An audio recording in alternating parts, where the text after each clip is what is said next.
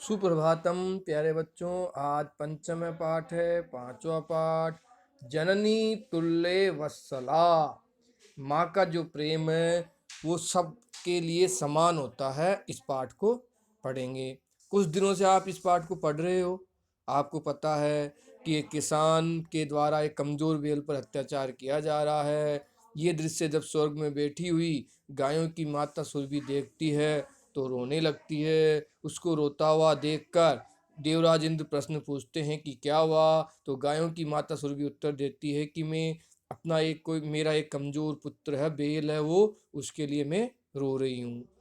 तो और उसके लिए इसलिए रो रही हूँ कि वो बहुत कमजोर, और आपको पता है कि जो माँ है, माँ का प्रेम अपने कमजोर पुत्र के पर सबसे ज्यादा होता है। तो ये बात जब देवराज इंद्र सुनते हैं तो वो जोरदार बारिश करते हैं। बारिश होने के कारण जो किसान है वो दोनों बेलों को लेकर अपने घर आ जाता है, और इस प्रकार कमजोर बेल के प्राण बच जाते हैं। तो प्यारे बच्चों, आपने समझ लिया होगा कि जिस प्रकार माँ अपने कमजोर पुत्र से ज्यादा प्रेम करती है, उसी प्रकार हमें भी जो संसार में जितने भी कमजोर कोई भी व्यक्ति हैं उन पर अत्याचार नहीं करने हैं, उनसे हमें प्रेम करना है, उनकी सहायता हमें करनी है। तो इस श्लोक में प्यारे बच्चों यही बात बताई गई है कि ही जो माँ का प्रेम होता है वो सबके लिए समान होता है, लेकिन कमजोर पुत्र पर माँ का प्रेम ज्यादा होता है। तो आगे श्लोक को हम समझें उससे पहले इस श्लोक का लय सहित उच्चारण हम करते हैं। देखें, अपत्येषु च सर्वेषु जननी तुल्ये वत्सला, पुत्रे दीने तु सा माता कृपाहृदया भवेत्।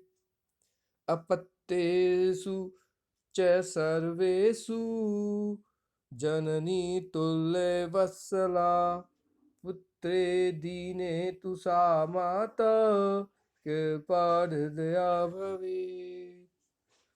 अब इस श्लोक को समझना है तो अन्वय आना चाहिए, और अन्वय से कोई भी श्लोक हो उसको अच्छी तरह समझा जा सकता है। देखें श्लोक का अन्वय सबसे पहले।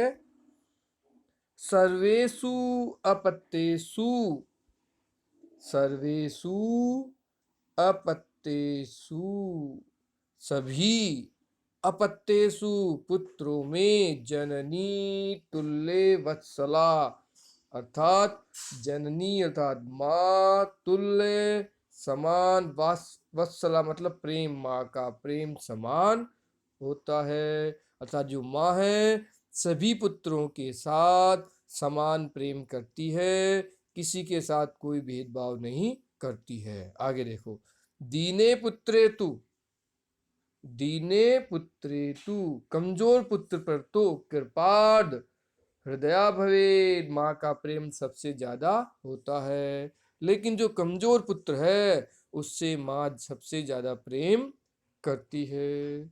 आपने देखा भी होगा आपके घर में आपके साथ और आपके जो भाई हैं बहन हैं उनके साथ माँ समान व्यवहार करती है, किसी के साथ भी भेदभाव नहीं करती है।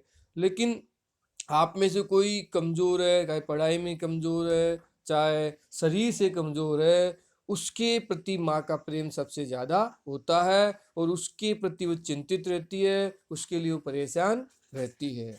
तो इस प्रकार से प्यारे बच्चों आपको श्लोक अच्छी तरह समझ में आ गया होगा। कल फिर मिलेंगे, पुनः मिला में। धन्यवाद।